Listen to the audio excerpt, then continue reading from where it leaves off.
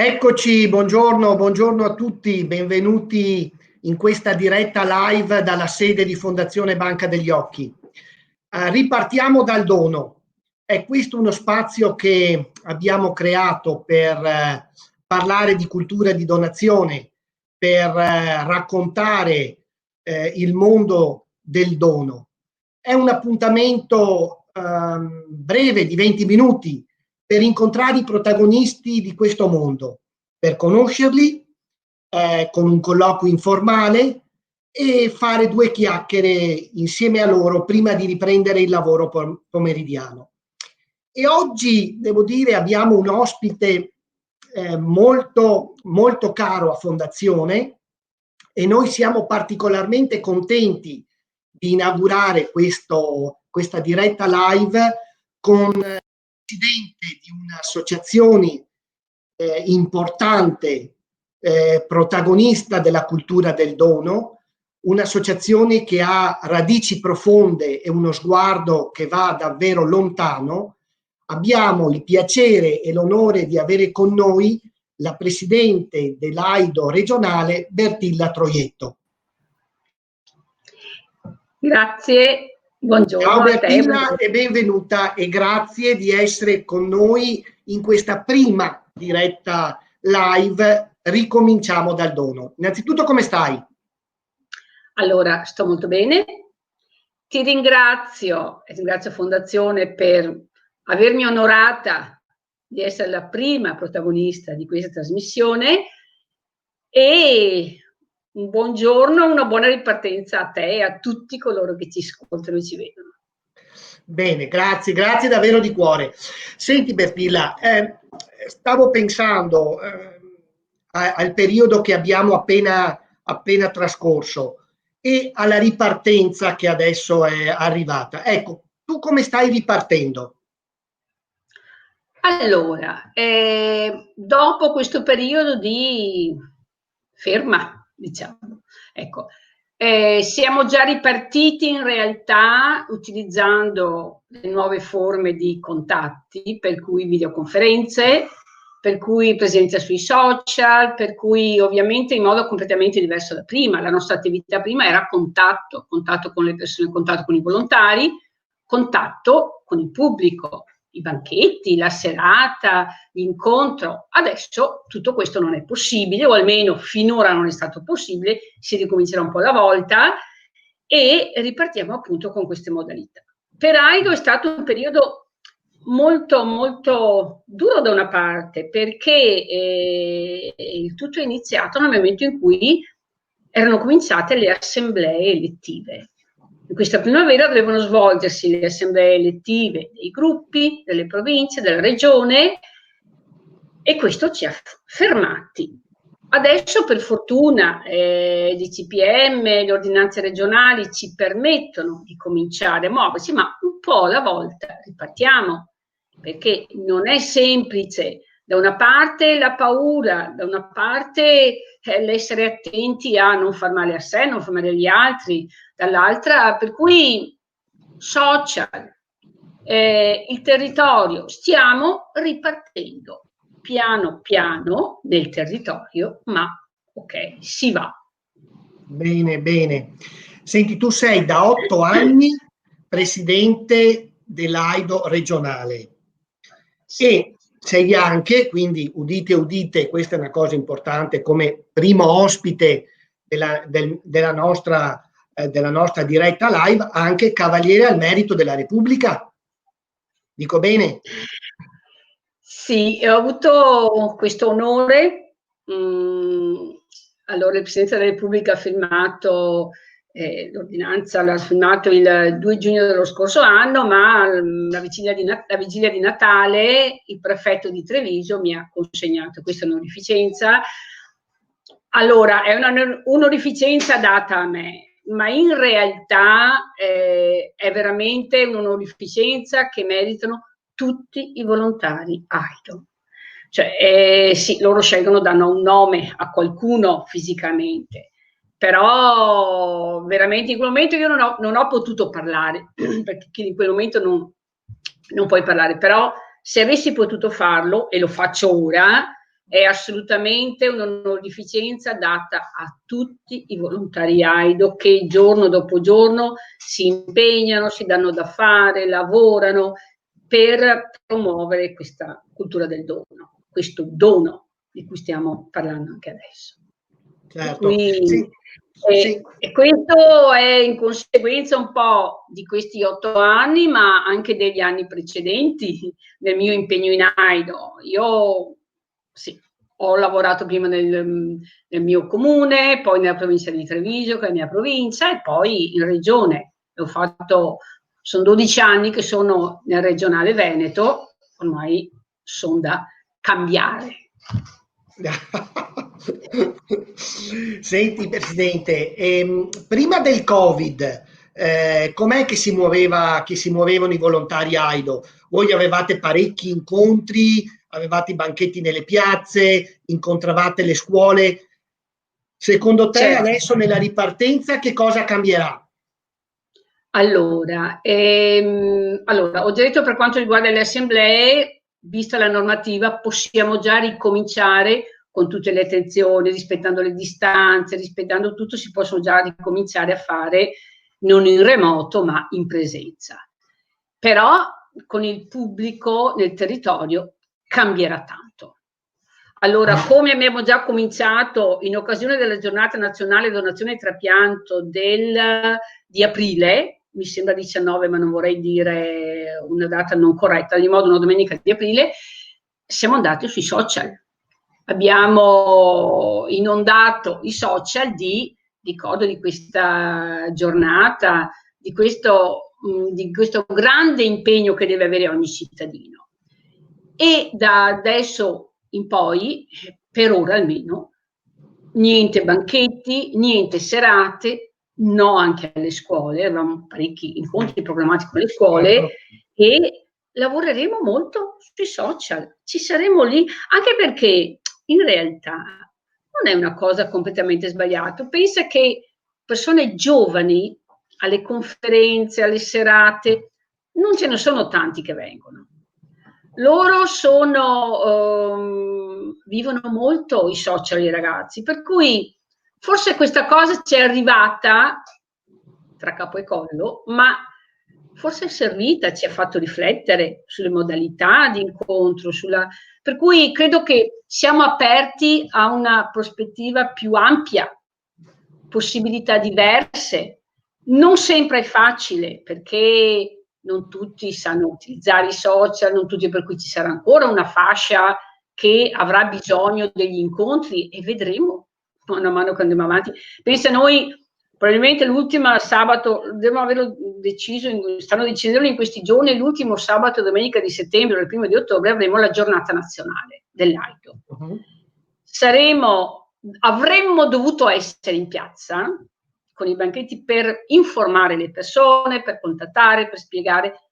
Non sappiamo ancora come riusciremo a fare questo. Può darsi che si potrà essere in piazza, ma accanto a questo ci sarà senz'altro tutta la via dei social, perché questo è inevitabile, perché non dappertutto si potrà essere fuori, per cui stiamo ringiovanendo da questo punto di vista, stiamo ricominciando, ritrovando vie nuove. Ecco, questo direi, vie nuove. E questo è stimolante. Bello questo messaggio di trovare le vie nuove. Senti, e se dovessi fare un bilancio dei tuoi 2 mandati, qual è la cosa che è stata più difficile nel gestire anche un'organizzazione, un'associazione così complessa con tanti soci, e qual è stata la cosa più entusiasmante? Allora, partiamo dalla più entusiasmante. Allora, senz'altro, da sempre per me, la cosa entusiasmante è l'incontro con le persone. Ovviamente nel ruolo di presidente regionale io ho avuto modo di incontrare molte persone, molte più di prima. Da una parte dirigenti dell'associazione di tutta la regione, ma non solo, direi di tutta Italia, perché come presidente regionale abbiamo frequentemente incontri con i dirigenti delle altre regioni, per cui assolutamente con dirigenti AIDO di tutta Italia. E incontrare le persone è sempre stimolante, è sempre bello, è sempre arricchente. Dall'altra, no, ancora come entusiasmo, ancora l'incontrare tante persone che ti chiedono, familiari di donatori, trapiantati, persone in attesa, e anche qui una carica di umanità enorme. E stimolo forte di dire: vado avanti, guarda, serve, c'è bisogno, per cui veramente alle volte la fatica non la senti perché sei portato a fare. Dall'altra ci sono delle criticità forti, delle fatiche, la difficoltà di dirigere di tante persone, di luoghi diversi, con difficoltà diverse, con mentalità diverse, non è così semplice.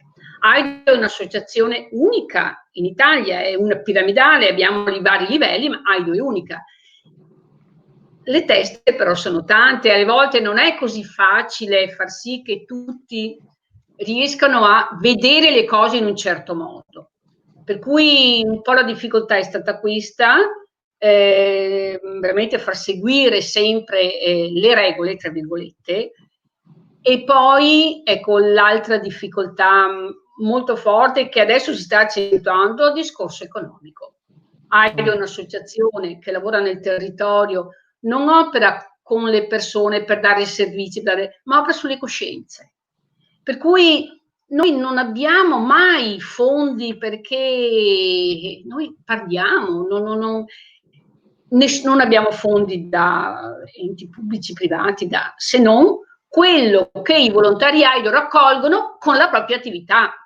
Alle volte il banchetto, infatti in questo momento c'è una grande difficoltà, perché quando andavano fuori davanti alla chiesa col banchetto e avevano il fiore, avevano qualcosa, incontravano le persone e raccoglievano qualcosa. Adesso non è stato possibile raccogliere niente, non è stato possibile fare la biciclettata, non è stato possibile fare il pranzo, e questa è una grossa difficoltà, per cui adesso si è accentuato, ma da sempre la difficoltà è questa, perché l'AIDO si sostiene grazie ai fondi che raccoglie la base e versa ad AIDO provinciale, ad AIDO regionale, una quota per ogni socio iscritto, ma ovviamente non viene chiesto niente ai soci, per cui questa è stata, diciamo, la difficoltà maggiore. Infatti AIDO è sempre in crisi economica, non ha mai soldi.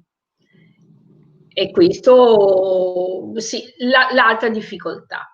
Certo. Però l'entusiasmo, la gioia e la voglia di fare e la gioia di chi è arrivato, ha avuto il trapianto e di chi, ma anche dei familiari di chi ha donato, che dice: ho incontrato questa associazione, ho capito che c'è un senso anche in una morte, in un dolore, e questo è altrettanto grande, perché è capitato di familiari di donatori che ci dicono grazie, per cui veramente non c'è niente che ti dà di più di questo, per cui veramente 8 anni, anzi 12, se mettiamo 4 anni di vicepresidenza regionale, 12 anni intensi ed entusiasmanti, che adesso devo far anche altro.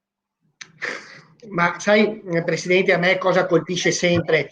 Ad esempio, anche in questo periodo di lockdown, la solidarietà ha continuato, le donazioni sono continuate, la generosità delle persone non si è mai spenta. Ecco, io credo che il nostro territorio e il lavoro che ha fatto in particolare AIDO nel nostro territorio veneto sia davvero importante, e in un momento di crisi così c'è una testimonianza forte di quello che si è seminato, poi davvero ha dato buoni frutti. Non so la tua impressione dal tuo punto di vista. Dal nostro punto di vista noi abbiamo visto ancora, nonostante le difficoltà, lo smarrimento, tanta generosità.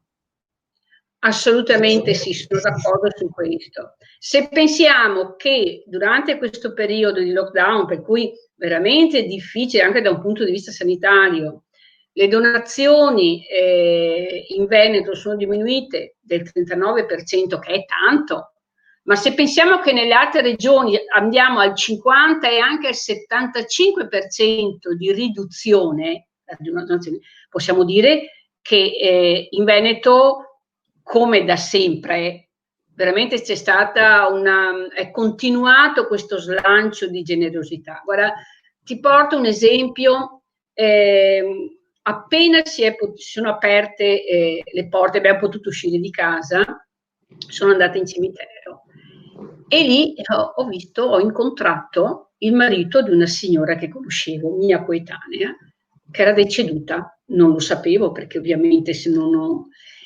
E lui mi ha raccontato che è deceduta e era stata operata, e avevano dato l'assenso, o non avevano dato il dissenso, comunque avevano permesso il prelievo degli organi, ed erano contenti lui e i 2 figli di questa scelta, quando invece a causa di un secondo tampone fatto immediatamente prima del prelievo erano già arrivati i chirurghi per il prelievo degli organi, è risultata alla fine positiva.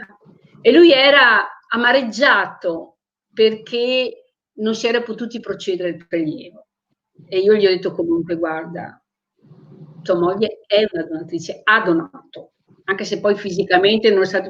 Però per dire, anche in questo momento ho trovato questa persona giovane, è una mia coetanea, che purtroppo le cose sono andate, dopo un'operazione sono andate così, ma ancora questa voglia nel dolore, in questo periodo di veramente pesante, la voglia di dire sì, e dico veramente, è toccato con mano la generosità delle persone, che poi c'è grazie al sentire che ha ognuno. Io credo che molte volte ci sia anche grazie a tutti coloro che operano, a voi, all'AIDO, alle associazioni in genere che lavorano su questo. Infatti, la cosa che ci preoccupa di più al giorno d'oggi, in relazione anche alla scelta in comune, alla scelta che le persone possono fare quando vanno a rinnovare la carta di identità. Che è interessante questo. È questa, che ci sono tante persone che in realtà non sanno bene cosa succede, come succede, quando, come, perché noi pensiamo, noi siamo nel settore e pensiamo che ormai tutti sappiano come, quando è che si può donare, come avviene, la certezza. In realtà le persone sanno poco, poche persone sono ben informate. E mi spaventa molto il fatto che queste persone comunque la carta di identità andranno a rinnovarla e magari la loro espressione la fanno. E pensando di ma non so, beh, intanto dico no, ma non sanno che quel no preclude poi, se non faranno una scelta diversa, preclude poi, se loro non diranno niente altro, ai familiari per esempio di dire un sì.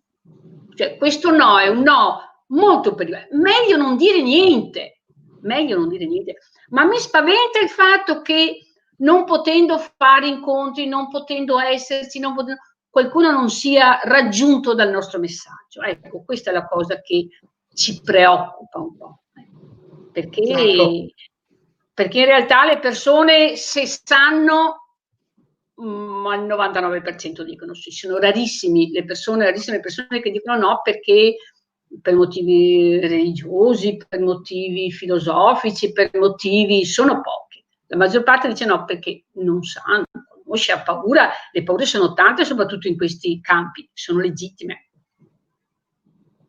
È vero questo. Senti Presidente, e in questo periodo di lockdown, se come dire, dovessi scegliere un oggetto che ti ha caratterizzato, cosa sceglieresti? Allora, questo periodo di lockdown è stato un periodo, da una parte, di preoccupazione per la situazione dell'impegno.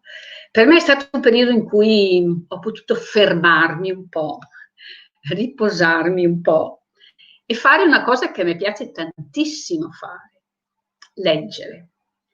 Io amo proprio la lettura, per me è una cosa, fa parte, perché anche se vado a letto a luna di notte, qualche pagina la devo leggere, perché in questo periodo tutto il tempo dei viaggi risparmiato si è tradotto in tempo da poter dedicare alla lettura. Per cui potrei dire l'oggetto che può simboleggiare questo periodo sono i libri. Io me ne sono messi 3 qua, ma diciamo ne prendiamo uno per far più presto, il libro. Per me leggere vuol dire evadere. Le volte dico, la mia mente è impegnata ovviamente in questo, in quello, e a un certo punto ha bisogno di riposarsi. E per me il riposo della mente è la lettura, che può essere vari generi. Però veramente è una vacanza per la mia mente, il leggere, il poter, e dopo mi rigenero, riparto. Questo è possibile. Poi accanto a questo c'era il giardino, sono fortunata che ho un giardino, l'orto, ho ripreso a ricamare, ma da anni non posso più farlo perché ovviamente non ho il tempo, e ho fatto alcune cose che mi piacciono, qualche hobby. Sai, ho lasciato l'insegnamento da tanti anni e mi ero sempre ripromessa di fare una serie di cose, perché quando uno va in pensione ha tante cose, può fare tante cose. In realtà io non sono ancora riuscita a fare tutto quello che volevo fare, non ho ancora avuto il tempo, ma lo troverò. Con calma arriverò a fare tutto quello che vorrei. Bene, ma mi raccomando, senza trascurare tuo marito, però che non lo vedo, cioè vi vedo sempre insieme in tutti gli incontri che noi abbiamo fatto, e sono stati tanti in questo periodo di tua presidenza, l'ho sempre visto insieme a te. E mi siete sempre piaciuti come anche complicità e rapporto. Qual è il segreto? Qual è il segreto di stare insieme?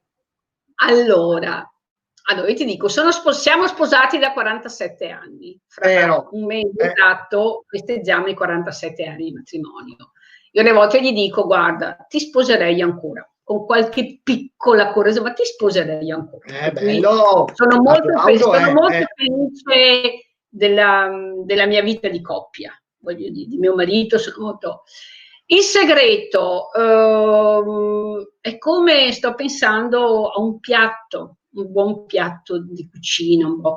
In genere ci vogliono tanti ingredienti, ma nessuno deve prevalere sugli altri, altrimenti ci vuole squilibri, ci vuole armonia. Per cui veramente un insieme di tante cose, un po' di pazienza, un po' di tolleranza, di comprensione, capirsi, di perdono anche, di tante cose, però complicità. Assolutamente ci vuole complicità, condividere gli interessi.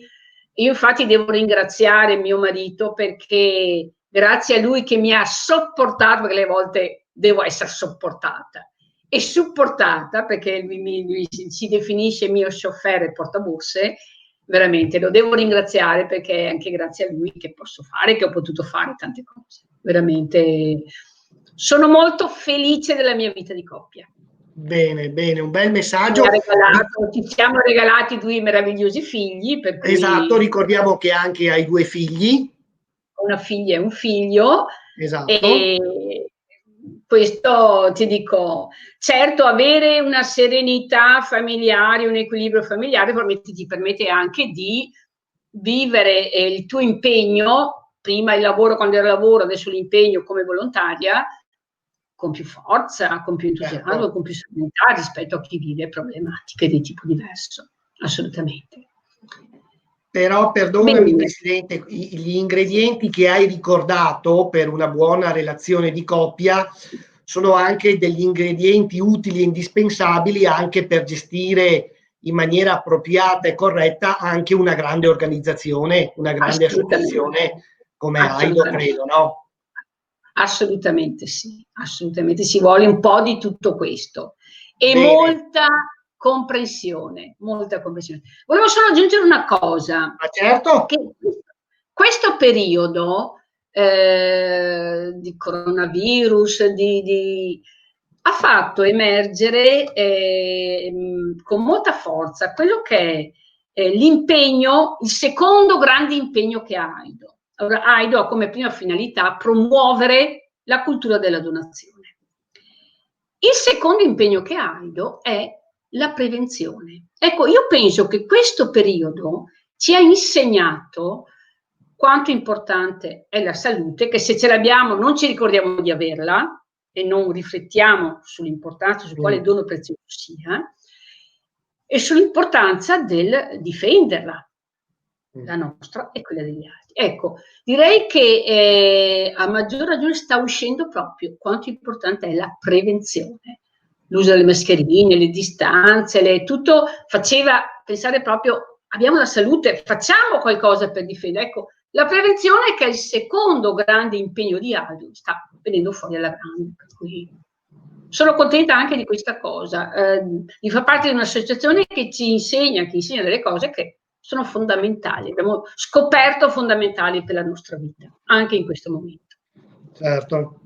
E un'ultima domanda, Presidente, che ero curioso proprio di sentire il tuo parere anche come insegnante che hai non solo insegnato, ma poi nella tua presidenza hai incontrato davvero tanti e tanti studenti.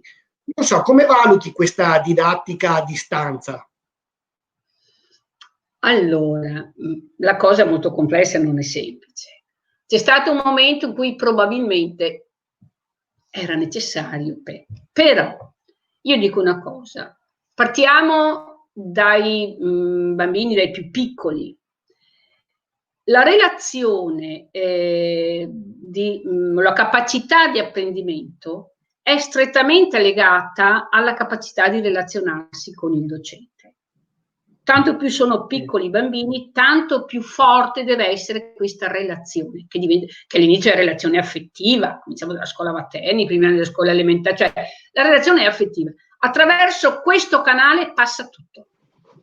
Dopo, mano a mano che i ragazzi crescono, poi dall'università, non cambia più di tanto. Ma assolutamente nella scuola primaria o anche secondaria di primo grado, direi, ma anche la secondaria di secondo grado, soprattutto i primi anni, è estremamente difficile che ci sia veramente un passaggio, non è un passaggio, ma ci sia educazione, ci sia questa capacità del bambino che ha le antenne, che capisce tutto, che va tutto, ma ci vuole il canale. L'affettività, la relazione è il canale attraverso il quale passa tutto, per cui la vedo con molta criticità. Se era inevitabile, ma stiamo attenti che non diventi un po' una via comoda per evitare rischi, perché alle volte per evitare rischi potremmo dire che siamo sempre tutti a casa, non avremo rischi, quasi. Per cui un po' di coraggio perché ripeto, la relazione personale è il canale principale attraverso il quale passa tutto. Perché la scuola è educazione, non è insegnarti a fare 2+2. Fare 2+2, i primi anni ci vuole lo stesso, ma a un certo punto si può fare anche. Ma la scuola è molto di più di tutto questo. Per cui la relazione con l'insegnante, con i compagni, è fondamentale. Per la mia esperienza, poi sai, ormai ho lasciato l'insegnamento da un po' di anni, anche se sono tornata a scuola fino l'ultima lezione, sempre per impegno di AI, l'ho fatta a fine gennaio, no, anzi, i primi giorni di febbraio, per cui poco prima avevo finito il mio impegno nelle scuole dove andavo, che è Castelfranco, proprio i primi di febbraio. E vedi che l'empatia che si crea, accanto a me ho sempre nella scuola secondaria di secondo grado di Trepiantati, ma anche secondaria di primo grado di Trepiantati, vedi che si crea questa relazione, che non sarebbe possibile. Certo. Vedendola. Certo. Per cui... Senti Presidente, allora io direi che siamo in conclusione. Intanto salutiamo tutti i soci AIDO che ci stanno seguendo, dandogli un forte abbraccio con la speranza di ritrovarci poi magari nei prossimi mesi anche insieme in qualche incontro. Chiuderei con quale augurio fai proprio in chiusura di tua presidenza all'AIDO? Cosa gli auguri per i prossimi anni? Mamma mia, cosa auguro all'AIDO? Intanto di continuare a capirsi e a capire il mondo. L'impegno dell'AIDO deve esserci. Qualcuno temeva, guarda, quando è stata approvata la legge 91 del 99, la legge che dà disposizioni in materia di prelievi e trapianti, qualcuno, mi ricordo, E ha detto, io ero nella provinciale di Treviso, ma adesso l'AIDO non serve più, perché c'è una legge e non serve più l'AIDO. Ecco, fino a quando ci saranno persone, per cui per sempre, AIDO è un'associazione fondamentale per parlare, per spiegare, per esserci. Perché che cosa auguro all'AIDO? Di avere sempre e sempre di più persone preparate. Allora l'AIDO ha due tipi di soci. Ha i soci, le persone che hanno manifestato la volontà a donare. Ma poi ci sono i soci e l'ultimo, lo statuto che abbiamo approvato nell'assemblea straordinaria di gennaio a Roma, parla anche di soci volontari, di soci che dedicano del tempo e delle forze all'associazione, che è qualcosa di più. Ecco, che queste persone siano sempre più preparate. Mentre una volta per l'AIDO bastava, sì, mi sono impegnata, do il mio tempo quando posso, quello che posso, siamo volontari, vabbè, no, non basta più. Non basta più dire sono volontario, faccio quello che posso.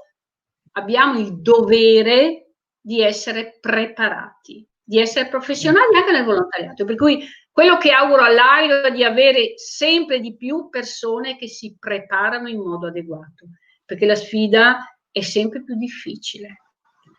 E le persone che sono in attesa di trapianto sono sempre tante, e allora lo dobbiamo a loro, lo dobbiamo anche a coloro che terminano di vivere e i familiari avranno qualcosa che consola un po', che dà un senso a certe perdite. Abbiamo bisogno di persone che facciano veramente bene il lavoro di volontario, che è proprio il lavoro dei volontari, perché è un impegno ed è un lavoro. Gratuito, ma è un lavoro. Perché noi vogliamo che tutti coloro che ne hanno bisogno possano avere un trapianto. Può capitare anche a noi, perché noi pensiamo sempre agli altri. La probabilità di donare è più bassa della probabilità di ricevere. Per cui auguro questo, volontari che facciano bene il proprio lavoro. Bello, un bellissimo messaggio, devo dire.